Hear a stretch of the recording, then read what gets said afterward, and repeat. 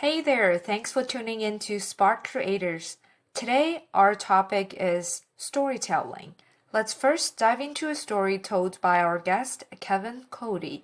When did polar bears learn to dance?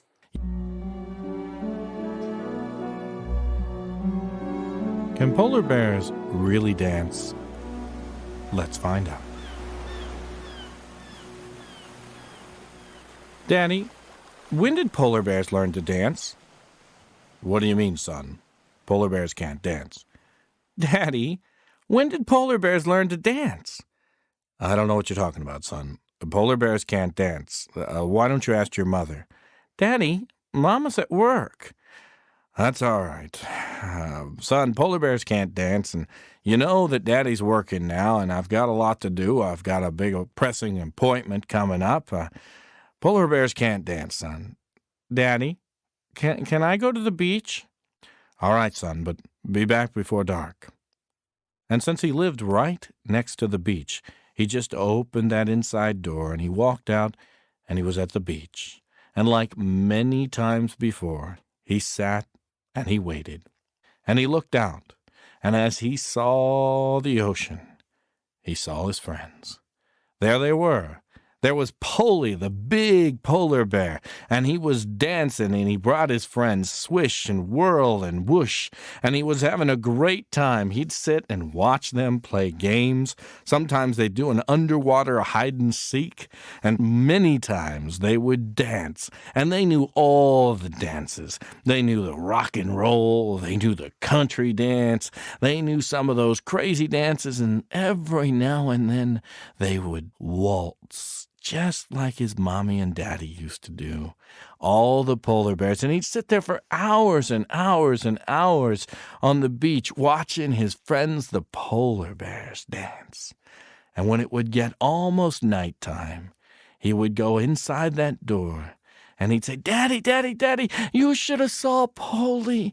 He was wonderful. He brought his friend Whoosh, and they were doing rock and roll, and they were playing hide and seek, and oh, it's just great, Daddy. Son, you know I'm busy, and I told you polar bears can't dance.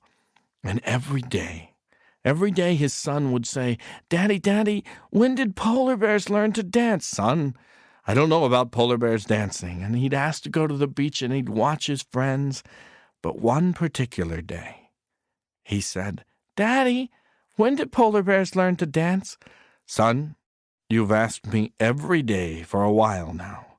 I need to tell you that polar bears can't dance. Oh, but they can, Daddy. They're beautiful. They can do all kinds of dances, and they talk to me, and they're my friends, and we have a great time together. You should come, Daddy. And he was worried about his son, and he said, Tomorrow, we're not going to school. You wake up, and we're going to go somewhere else. And the next day, he went into this very, very large building, all the way up to the 7th floor, and there were people dressed in white coats, and his daddy was talking to him, and there was a sign on the door that said, Psychiatrist, and he heard the conversation between the psychiatrist and his father. Your son needs an ugly dose of reality. You're going to have to not let him go to the beach or talk about polar bears for 3 months. And here's a workbook. It's called Living in the Real World. Make sure he does double homework every day out of this workbook. And then the psychiatrist brought the little boy in, and he didn't like that much. He used to like answering questions about the polar bears, but just kind of made him nervous when he was talking to the man in the white coat. And every day, for 2 weeks, he'd say, Daddy, Daddy, Daddy, can I go see the polar bears? Son, we talked about this. There are no such things as polar bears dancing by the beach. But Daddy, Daddy, Daddy, and it went on until 2 weeks passed, and the little boy realized he was not to ask about polar bears. And so he didn't. For 3 months, he did extra assignments in the homework book. He answered questions, but he never spoke about the polar bears again. And when 3 months were gone, his father opened up the inside door. Said, "Son, do you want to go to the beach today?" "Daddy, I'd love to go to the beach. I'd love to go to the beach." "Well, I'm kind of busy, son. I've got things to do, but you can go. Remember, there are no polar bears learning to dance. Remember that, son, and you can go to the beach every day." And so he went out, and he found a spot to sit on the sand. And he waited. There are no polar bears. There are no polar bears. There are no polar bears. And he looked out, and his face began to smile. Because he saw, just out of the corner of his eyes, he saw Polly, and they were playing tricks. And he saw Whoosh, and he saw Whirly, and he saw all his friends, the dancing polar bears, and they were laughing and telling jokes and played a new game of hide and seek, and they were doing new dances that he'd never seen before, and they said they missed him, and it was fun, and he had a great time, and he forgot all about that homework book, and he came home and he was excited, and he said, Daddy, you'll never guess what happened." He said, "Yes, son." He said, "Oh, the polar bears were there, and they were having fun, and they missed me, and we had a great time." "Son, I have heard enough. Now you need to take me out here and show me these polar bears." "Okay, Daddy, come on, let's go, hurry." And he grabbed his son by the hand, and they walked out to the beach, and when they got to the beach, he said, "Son, I don't see any polar bears anywhere. Where are there polar bears?" Daddy, you have to wait. You have to wait, Daddy. Would it hurt just to wait?" "All right, son, but I'm in a hurry." And he cleared a spot, and his father waited, and his son waited. The first time in a long time. And his dad grabbed his son's hand, and he looked out to the ocean. And he was taken back to a time when his own father would call off work and pretend that he was sick so they could spend time at the ocean. And he remembered that they used to watch the waves, and back then they called them rolling thunder. And he would count the number of waves that would happen before each wave. 1, 2, rolling thunder. It was a great time. Daddy, look. And his son woke him up, and he looked out, and he saw the white crests foam on each wave, rolling onto shore. Daddy, there's Polly. Look at Polly. Look at Whoosh. Look at Whirly. Oh, they're dancing. And he watched each wave, and he watched his son's eyes. He said, Son, that's one big old belly on that big old bear." And they had a great time, and they talked about the new bears and the new dances, and he met Polly, and he met all his friends, and they laughed together, and they had a great time. And he said, Daddy, we have to go." And he said, "Son, I'll be there soon." And when his son went inside the house, he stayed, and he looked out to the waves, because he knew his rolling thunder was coming soon.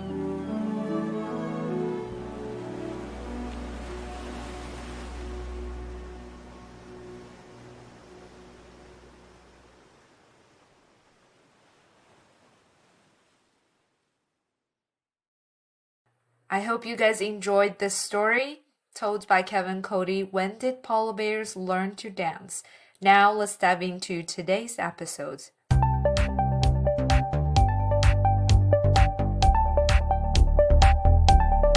Welcome to Spark Creators, a podcast that empowers kids to learn, create, and become.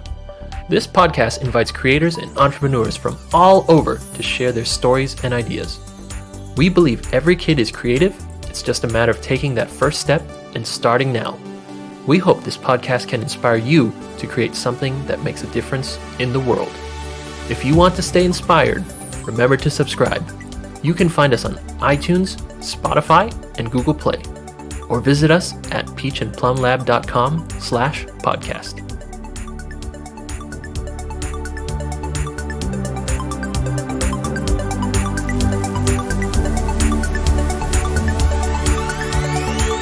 Hello everyone, welcome to Spark Creators. I'm your host Lee Zhen. Today it is wonderful to have Kevin Cordi, an American teacher, storyteller, and author. Kevin has told stories in over 40 states and internationally.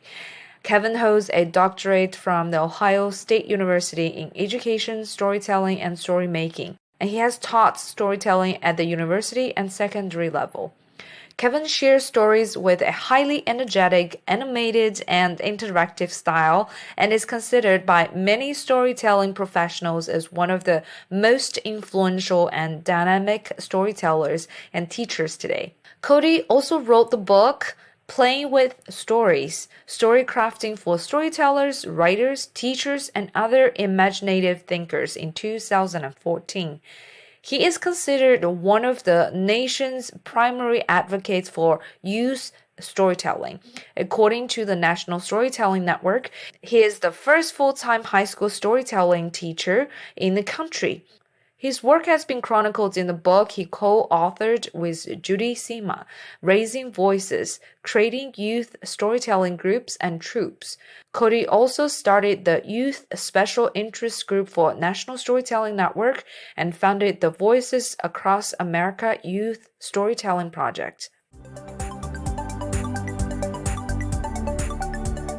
All right, great to have you, Kevin, on our show. And this is Spark Creators, where we invite creators, founders, and entrepreneurs to be on the show and tell stories of theirs. And especially, you are a storyteller, so here we go. And very excited to have you as an expert in storytelling, because I just think this skill is just so important for kids and parents to learn, for kids especially at a younger age, right, to know about storytelling and use this as a way to express themselves. Yeah. So, Kevin, tell us about your story.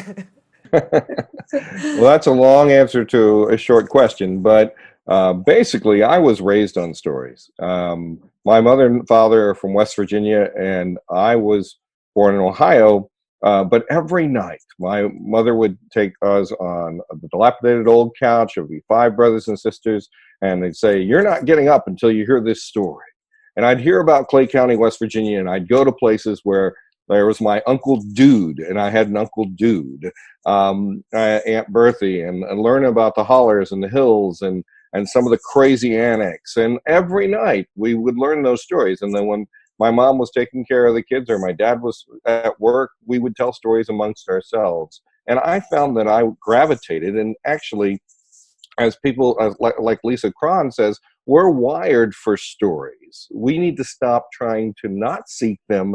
We need to seek them out. And kids at a very young age, including me, when I was in kindergarten, I was a 6th grade reader. And they're like, "What will you do with this guy?" And I was the shortest person in the entire school district. And so they put me on a very tall stool, and I went to the 2nd and 3rd grade class, and I read them a book every day. Wow.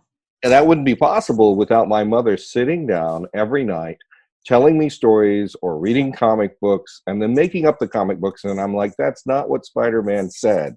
And so I insisted on knowing what it was said there. So from a very early age, if we introduce children to stories, they will have a narrative mind in responding, and they will, be that much better for it. Wow, that's really impressive. You read so many stories and then you were like jumping, ahead of your grade and to, mix and mingle with the 6th graders. Yeah. It was great to hear, your perspective when you were young. I still remember when I was in elementary school, we had a classmate who is really good at making up stories, just tell to the whole class. And then whenever we got a chance, whenever we don't have anything going on, and he is the one, designated kids that the teachers say, "Do you guys want to hear stories? Okay, come on." And this guy tell everybody about the story. So he just made up stories on the spot. And then we were like listening like, like crazy because the imagination, everything like goes into his story. And it's just incredible to have that kind of imagination, having one person there just telling random stories. Yeah. I would argue that you should give that student that spotlight, but you should share that spotlight, because if you're working with other kids on their story skills, so let's say that that student could tell a story with another student, then we can help build those narrative skills, and everybody could have those storytelling skills, and everybody could shape. It's almost like the kid that's the artist always gets the drawing. Yeah. The kids need to practice story making as well as storytelling.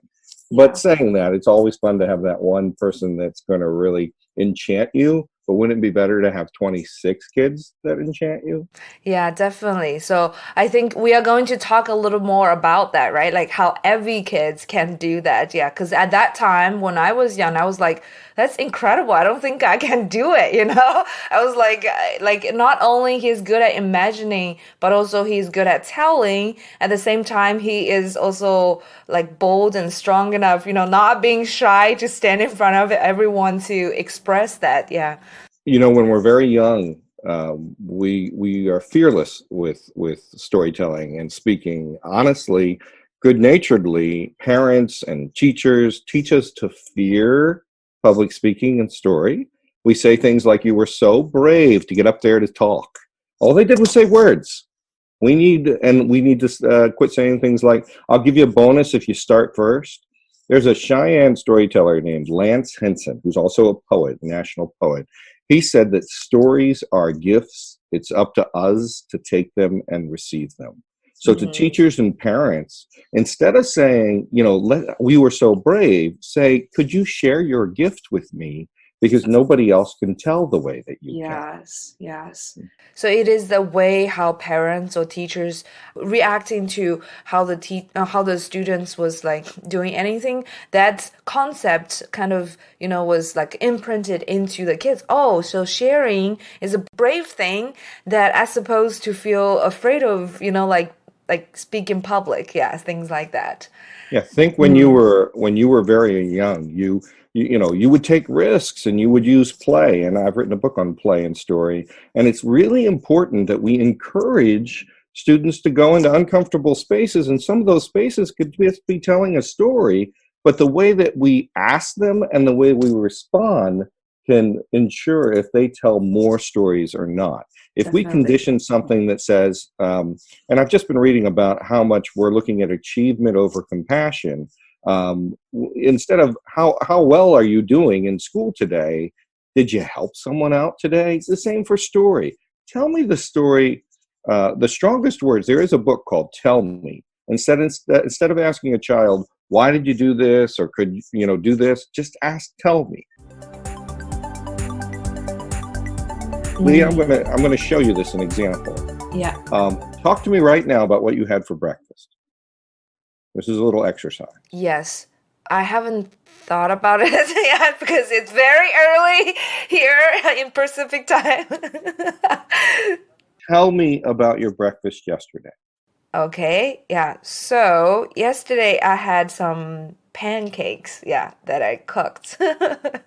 And Go ahead.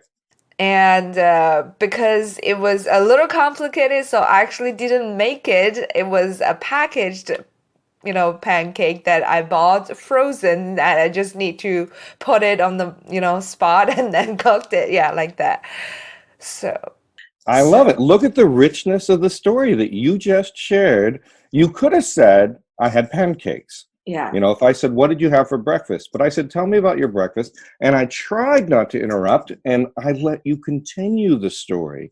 And it was great. I got to learn about, they were not homemade, but you might be able to do that later. But that they were store-bought. I got to learn about the package, and I learned how you reacted to the story. That's extremely strong for children to tell stories and not be interrupted, and to use those strong words. Tell me evokes a response, because tell me is about you listening more than what is. Got it. And then you think like the richness that comes with the story as a kid, actually, it can be natural how they are imagining and thinking about things and putting words together to describe what they are thinking, right? So we shouldn't interrupt as adults, yeah, to say, oh, tell me more. What about this? What about that? Like trying to, yeah, give too much interruption. And then the way that I had a student once that, well, I'd listened to about 100 stories a day because I was a full-time high school storytelling teacher, the first in the country. And imagine listening to 100 stories a day. Oh I my said to the God. student, I said, excuse me, Maria, I need to stop right now. I've heard 100 stories, and your story is more important for me to have better focus. Can you give me 30 seconds? And I remember her response. She said, no one's ever asked me to refocus my story. Often they don't even listen to me. So imagine that with children. Imagine sitting down and looking at them and say, your story is very important. Give me a minute so that I can give you my full attention. And then don't fake it. Give the full attention so that you can hear. Got it. So that's like that kind of attention, even though like we might not, like we might not like really phrase it in that way. We might be busy, we might be busy with something else that we say, oh yeah, I heard you. But in reality, we didn't give the full attention. But because you phrased it, you tell people, I wanted to give you my full attention. That gives them extra, kind of attention and credit and thinking, wow, my story matters. Yeah. Like, And start practicing that. I mean, we're so used to be in a hurry. I came back from Japan and I got a philosophy called no time for a hurry. That's what I call it. And even if your chronological clock is saying you have to get there on time, your mind slows down so you can listen to the stories. If I'm at a coffee shop and I meet someone, I don't say, what do you do for a living? I say, what gives you joy in life? And, honestly, that's a story pause. It's a moment where they look over and go, someone really wants to know why I could be happy or how I'm going to be happy. And that moves a response more than, I'm an electric engineer.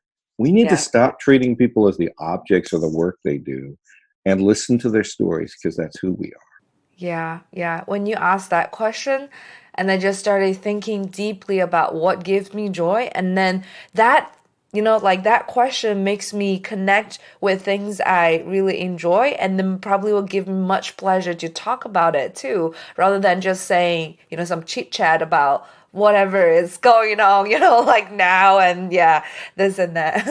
We're so used to giving up the calendar of the day. What did you do today? What did you do today? What if you asked a question that, what made you pause today to think about something else? Yeah. I would love to take some questions from you to have conversations like this because I do think they are very effective. Yeah, and I love talking to people. I think having, like to reframe the question a little bit, yeah, would give people like a totally new perspective to think about that and answer your question. Yeah. But I will follow up with you. Yeah. And you mentioned a little bit about your childhood, which is amazing, quite amazing. And you said you have a lot of siblings, and that's where you grown up in the family with stories. So tell me how your parents impacted you when you were a childhood. So besides your mom like to tell stories, to your brothers and sisters, and what else do they do, to form this habit of storytelling or asking you guys to share stories or even read stories together? So I may have a doctorate in storytelling, but the storytelling in residence at our home is my mother. And I always say my first degree is from my mother and my father because they richly told me stories. And honestly, if we think about the people who influence us the most, it's sometimes those who tell stories. So for example, we didn't grow up with a lot, and I was the first ever to go to college. And still to this day, of my 5 brothers and sisters and my mother and father, no one has attended college. And I remember, I'd have to work, and my mom would sacrifice so that happened. And one day, out of the blue, I noticed she had new furniture, and I said, "Mom, you got new furniture?" And she said, "Yes." She says, "When's the last time that happened?" Asking me to think of a story. When's the last time? And I said, "I don't know." She said, "I want you to think a little bit on that." I said, okay.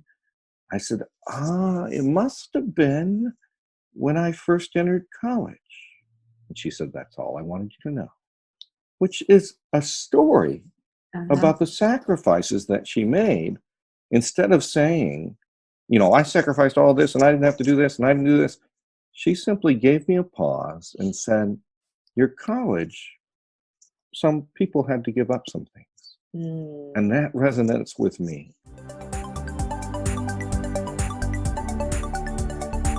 But as a child growing up, we didn't have a lot, but we were rich in story.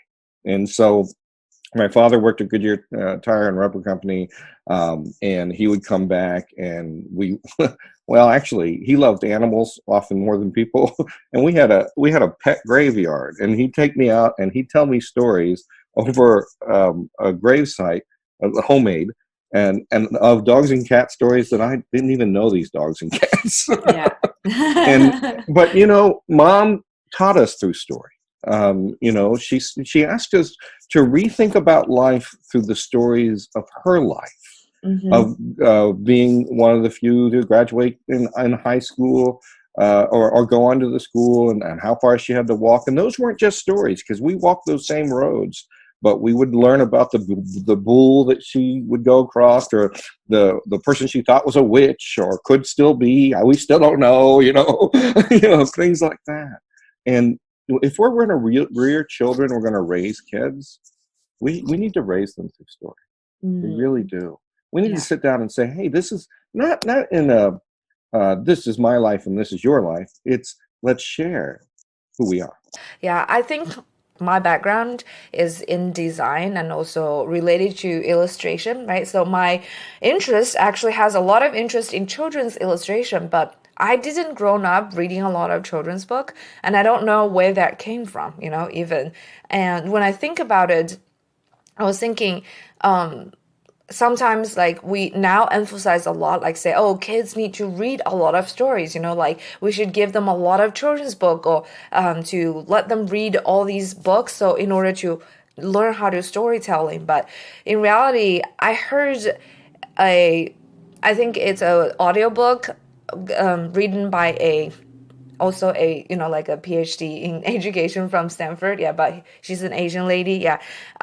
She has 3 kids, and she said the best storytelling they had in their family is to tell random stories she came up with, and then just ask the kid to imagine and act with her.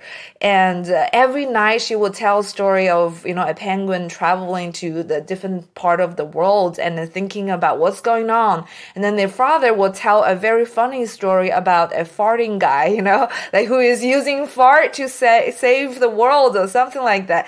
And then the kids were like loving it, and they still remember it, even years later when they get to college, and they remember the story the mom and the dad and has told them. And it's a family story. It's not like some random story they bought on the market.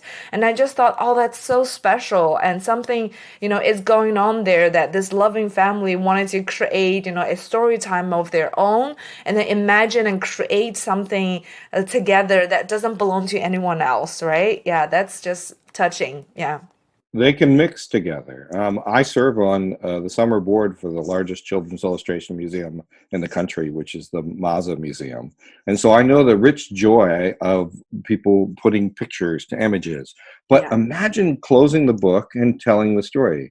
I spent 5 years studying what happens when you walk inside a story and you play inside of it. So let's say you're reading Little Red Riding Hood and you close the book and you say, today, we're going to walk into the world and find out, where is Little Red Riding Hood's dad? Because he's not in the picture. And then you create play, Got it. and you give exactly. You give yourself permission to play.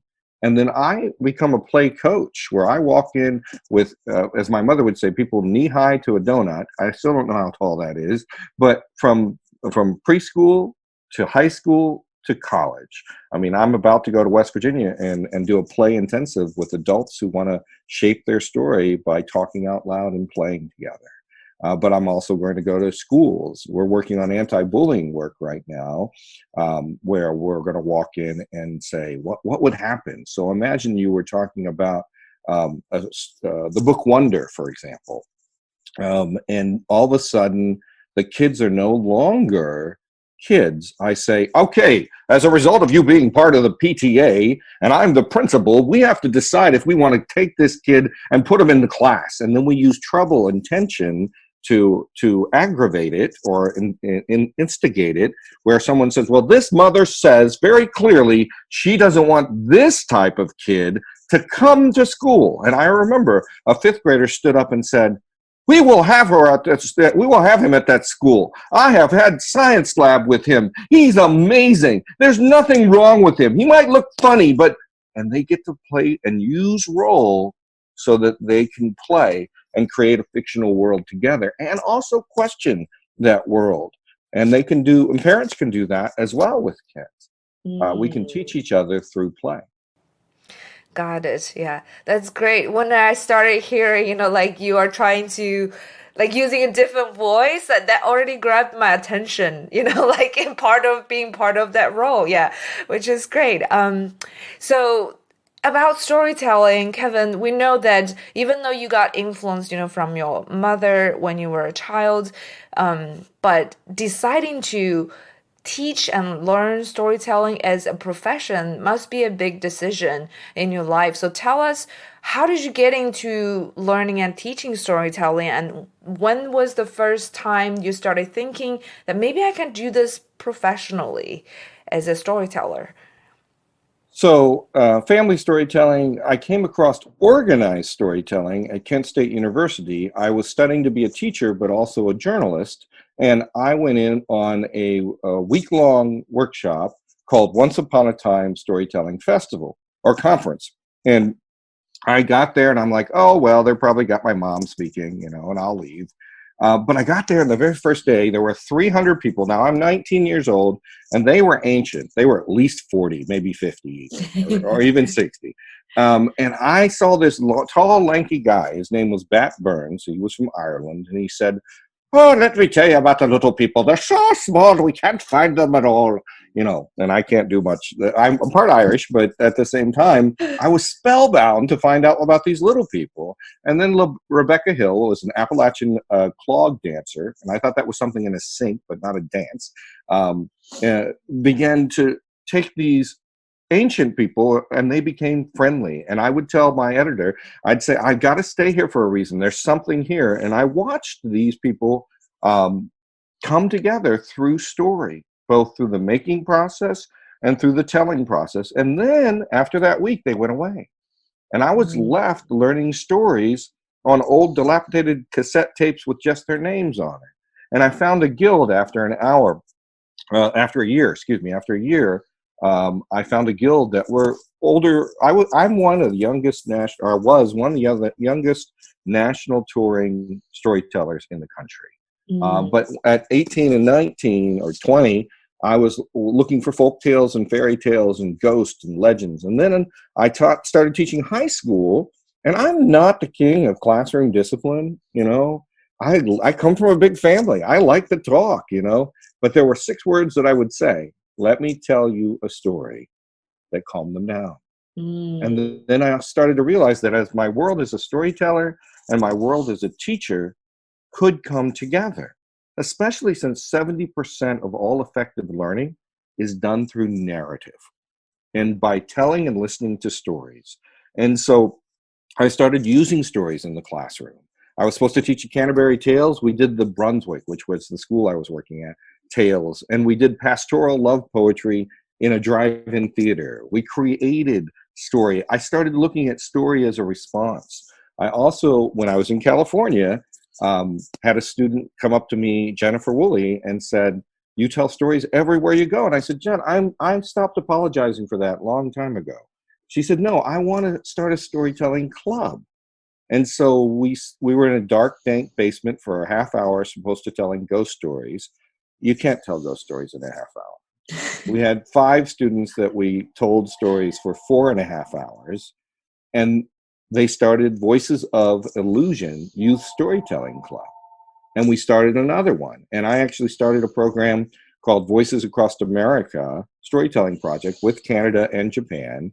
And we registered 118 youth storytelling clubs across the country. And Wow. I co-authored a book called Raising Voices, because voices are becoming silent in schools. This is what my student was saying. And then in the club, they could raise their voice, creating youth storytelling groups and troupes.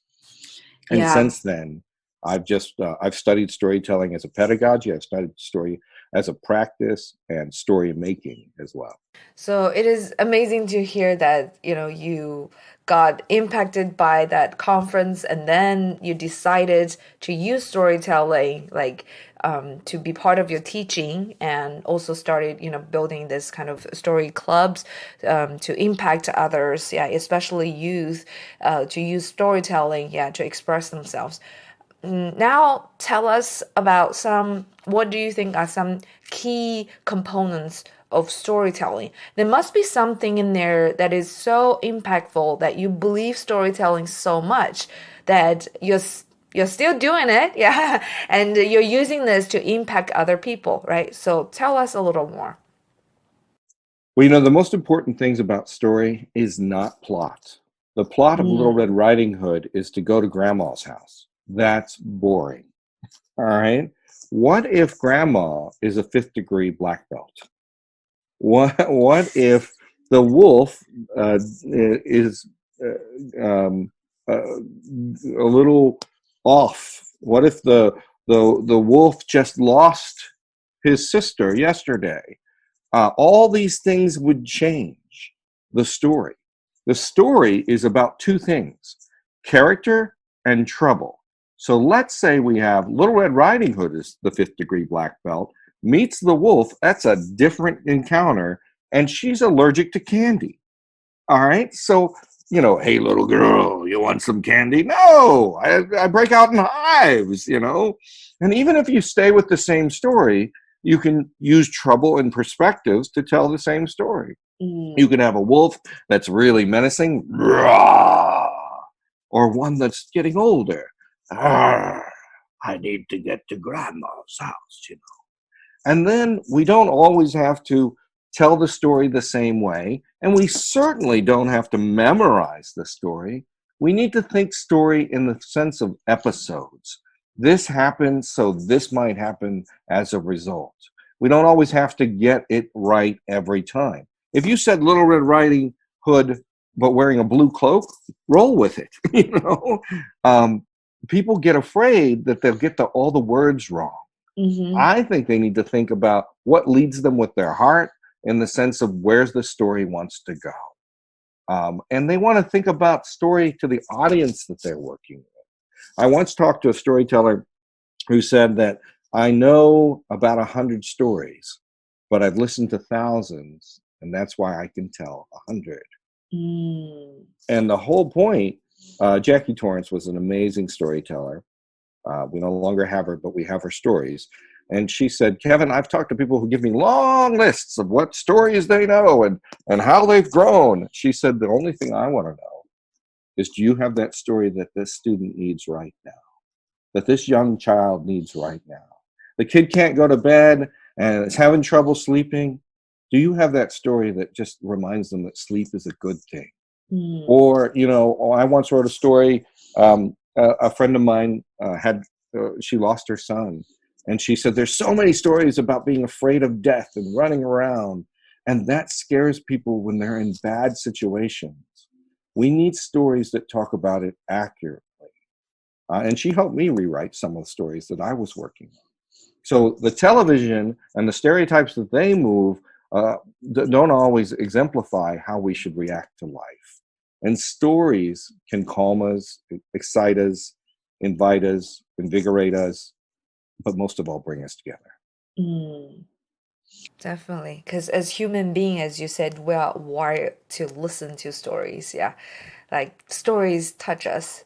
No matter if you're talking to an individual, talking to a group of people on stage or whatever, if you are using a story, that's what grabs our attention. All right, that's the first part of the interview with Kevin Cordi.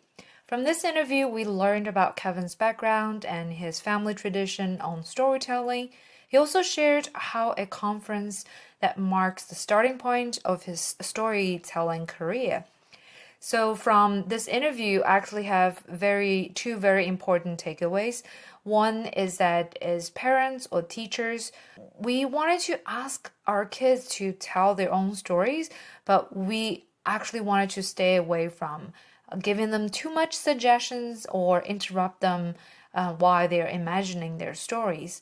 Because sometimes when we comment or ask them questions in a certain way, that can affect our children's thinking. For example, we have talked about how parents, if they comment on their kids and saying, "Oh, you're so brave to tell your stories in public," and in kids' mind, they might not know that it takes a lot of courage to share in public. It might come really natural to them. But because as adults that we are afraid of to stand in front of public to tell stories, and that's why when we say things like that to our kids and comment in such way, the kids can start thinking, "Oh, it's actually scary to stand in front of public, so maybe next time I shouldn't do so." So I think in some ways we are actually imprinting our own perception, our own fears to our children. So just to be careful when you ask questions or comment in a certain way when your kids tell stories. So another takeaway is that we have to create some special time to give full attention to our kids or to anyone who are telling a good story. When we know someone, even when we are telling stories ourselves, when we know someone who is listening tentatively, like very carefully to our story, and I think the energy and then the story overall can reach its best potential. So I think giving the full attention is important, especially in this digital age where our mobile phones are with us the whole time. Whenever we're having a conversation with people or when someone is chatting with us, try to be focused and try to stay away from our phones so that we can give the full attention to the person who is telling the story. All right. So in next week's episode, we're going to dive deep into questions with Kevin, like what makes a good story and what makes a good storyteller? And are there any processes like he suggests people or suggests us to go through to prepare for a good storytelling session? And Kevin, he will also share with us some of the initiatives he has done, especially with youth, and how storytelling can actually change someone or some student's life from his own experience. Of course, he will also share with us some resources, books, and suggestions for all kids, parents, and educators. All right, that's it for this episode. Thanks everyone for tuning into Spark Creators.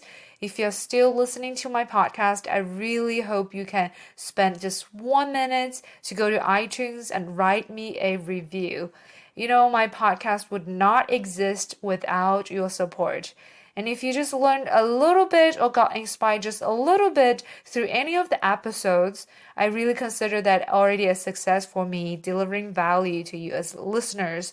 So I hope you can spend some time and write me a review as a way to support and encourage me to keep going and to keep producing this show. I am thankful for you guys listening to my podcast. I'm your host, Lee Zen. Thanks, everyone. I will see you guys next time. Bye.